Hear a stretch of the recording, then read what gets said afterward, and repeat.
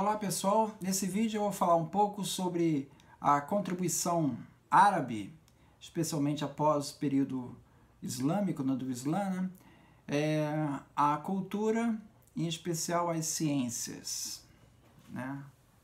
A contribuição à ciência ocidental. Bom, diversas foram as inovações promovidas pelos eruditos árabes, né?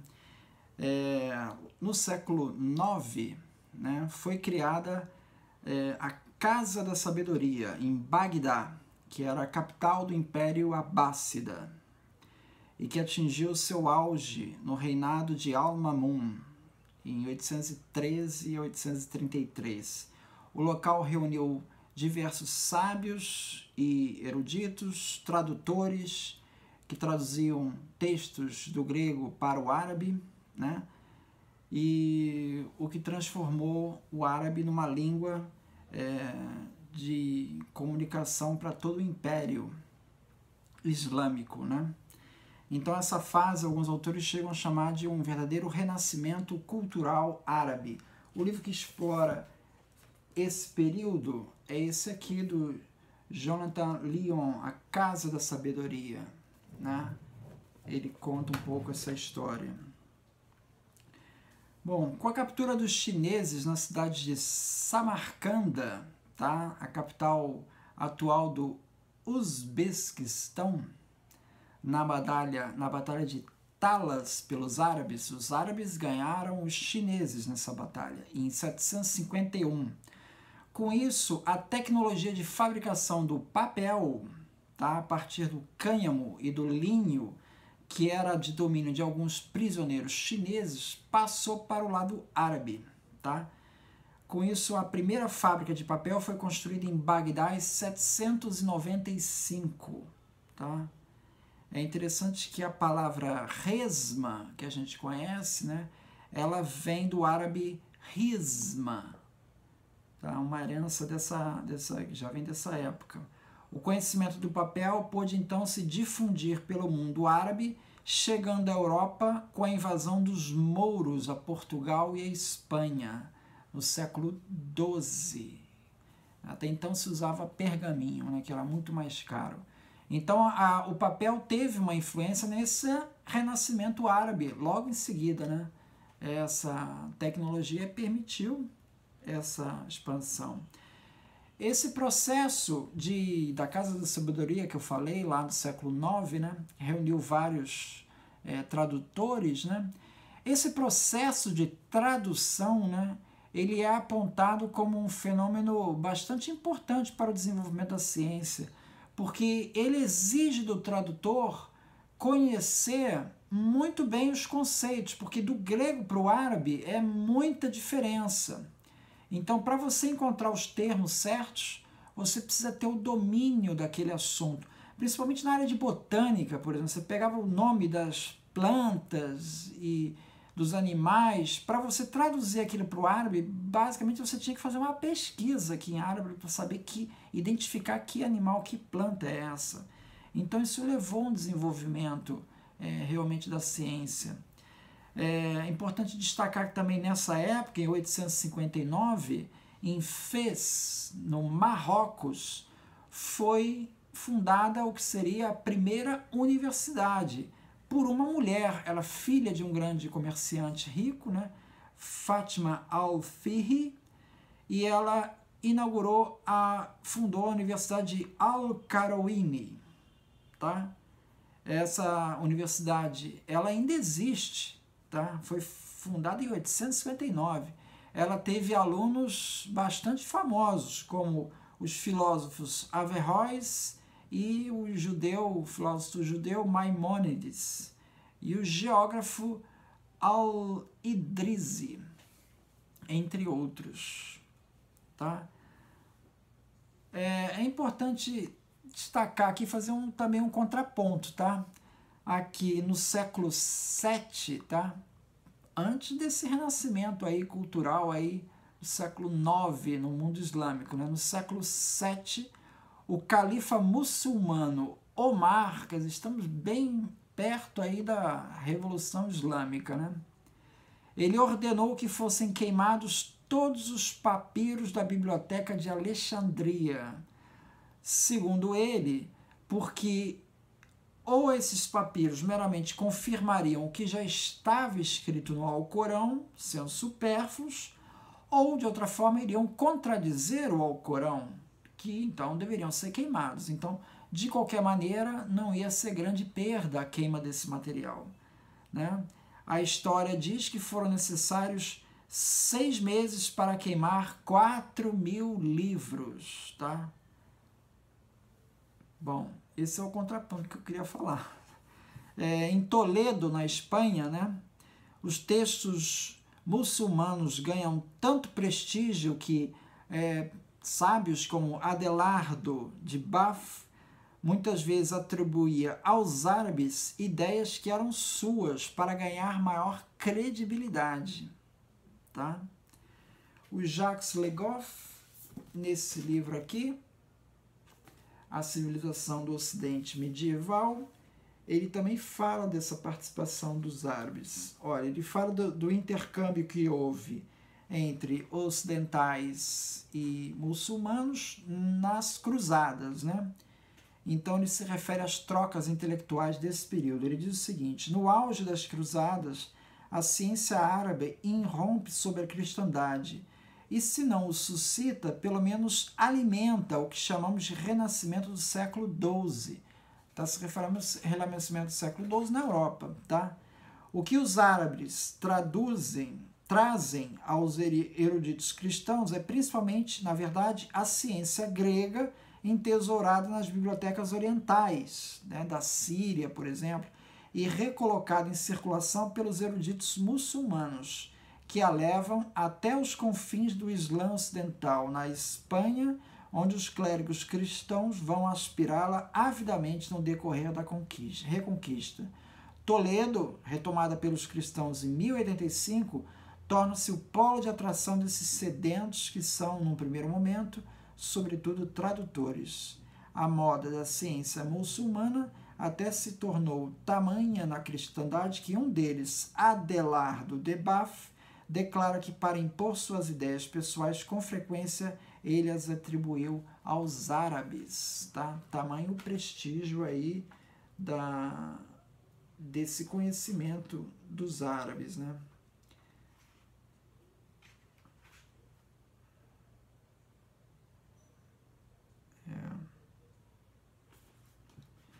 Em outra parte aqui, o Jacques Le Goff, ele diz o seguinte.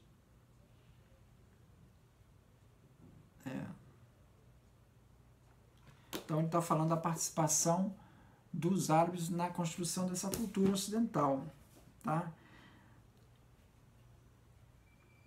Então, dessa época das traduções é que se destaca, por exemplo, as traduções de Adelardo de Baf, Roberto de Chester, Gerardo Cremona, que ele traduziu o Almagesto do Ptolomeu. Almagesto é o título em árabe do texto do Ptolomeu, que é grego, né? E entre outros tradutores. Então, reconhecendo a cultura árabe nesses trabalhos, né? O trabalho dos árabes nessas obras, né?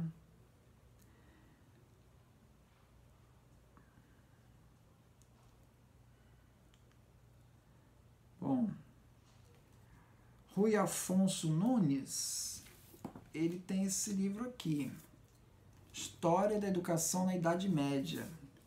E ele, em determinada altura, ele diz o seguinte, página 195.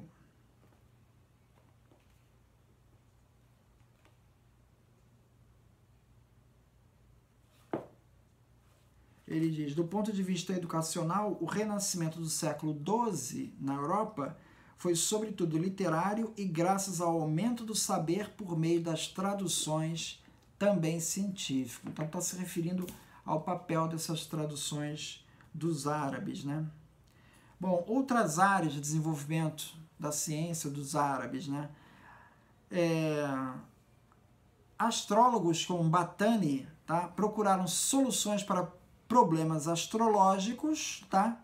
usando soluções trigonométricas rigorosas, chegando a corrigir vários erros ou cálculos do Ptolomeu no Almagesto. Então veja, os árabes não se limitaram a traduzir esse material, eles também deram a sua contribuição a esses textos. Al-Jazari, no século XII, ele projetou diversos autômatos na área mecânica para transportar água, relógios mecânicos. Ele escreveu um livro, o Livro dos Conhecimentos de Aparelhos Mecânicos e Engenhosos, que contém mais de 50 invenções mecânicas. Tá? Os irmãos Banu Musa, de Bagdá, no século IX, ele escreveu o seu livro, o Livro dos Dispositivos Engenhosos, em que projetaram rodas d'água, moinhos d'água, né? Cada vez mais complexos, chafarizes, bombas de sucção, relógios d'água. O califa Harun Rashid presenteou Carlos Magno, no ano 801, com um relógio mecânico feito por esses sábios árabes. Né?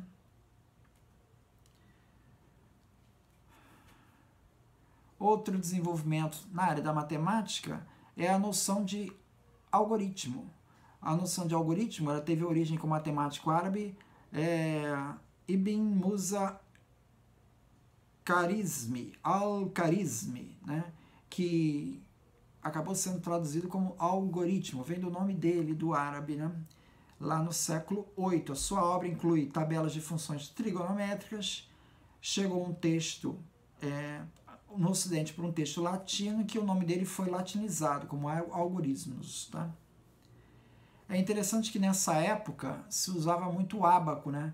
E havia um certo preconceito quanto ao uso do algoritmo. Né? Algoritmo, porque, inclusive, porque isso viria dos muçulmanos, que não são cristãos. Então havia um certo preconceito com relação entre esse uso. Na área da medicina, a gente pode destacar o Razes, ou Al-Razi, do século IX. Ele era médico e ele foi uma pessoa que atacou diretamente a religião, denunciando os milagres como fraudes, né? Ele escreveu um livro chamado O Truque dos Profetas e chegou a questionar também as autoridades inatacáveis, né, na Idade Média, como Galeno. Escreveu um livro chamado Dúvidas em Relação a Galeno. Outro crítico também foi Al-Kindi. Ele considerava a alquimia uma fraude e escreveu uma obra sobre isso, né? A Fraude dos Alquimistas. Tá? É interessante que entre os alquimistas árabes se destacam muitos deles, né? E muitos conseguiram progressos importantes, né? O alquimista chamado Jabir, ele descobriu o ácido sulfúrico, o ácido nítrico, estabeleceu pontos de ebulição de alguns líquidos, conseguiu separar líquidos através da diferença dos pontos de ebulição desses líquidos, tudo isso no meio das experiências alquímicas dele. Tá? Avicena, o cânon da medicina de Avicena, foi traduzido por Gerardo de Cremona e ele se manteve uma referência na Europa por séculos. Tá? Até o século XVII vinha sendo usado esse texto nas universidades. Tá? Bom, conclusão.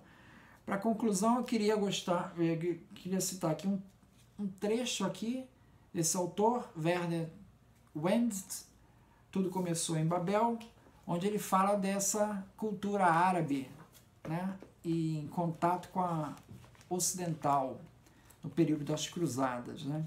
A maioria dos cruzados no século XI e XIII eram combatentes iletrados e nas suas incursões em busca da Terra Santa defrontavam-se pela primeira vez com um povo culto. Eles partiam para afugentar uns sarracenos selvagens que profanavam os locais bíblicos. Chegando ao Oriente, porém, em vez de canibais seminus, encontraram gente culta, gente civilizada, bem trajada e limpa, gente viajada, de boas maneiras, letrada, homens que, ao encontrar um cavaleiro europeu, se limitavam a torcer o nariz, ligeiramente enojados. Os sarracenos banhavam-se, usavam perfumes, as mulheres vestiam roupas deslumbrantes, os alimentos eram delicados, preparados com esmero e delicadamente temperados. As casas e os castelos eram acolhedores. Os médicos não eram açougueiros e supersticiosos, mas mestres na arte de curar. Daria para encher um livro a enumeração do que a Europa aprendeu aos árabes no decorrer dos 200 anos em que houve as cruzadas. Os europeus adotaram os algarismos indianos, que passaram a chamar de arábicos. Começaram a adoçar e a temperar os alimentos. Passaram a bordar as roupas e adornar as moradias com tapetes. As armaduras foram substituídas por vestimentas de pano e veludo. Passaram a usar lenços para suar o nariz. Inventaram instrumentos de arco, dança, jogos de salão. Conheceram a arte de navegar. Ouviram falar em astronomia, em álgebra, em química. Adornos de ouro e pedras preciosas entraram em uso. Os cavaleiros começaram a praticar torneios cujos rudimentos haviam aprendido com os orientais. Os trovadores também adotaram o modelo árabe, transformando as lendas e os acontecimentos contemporâneos em imortais obras de arte. Então esse é o legado da cultura árabe que influenciou bastante a cultura ocidental.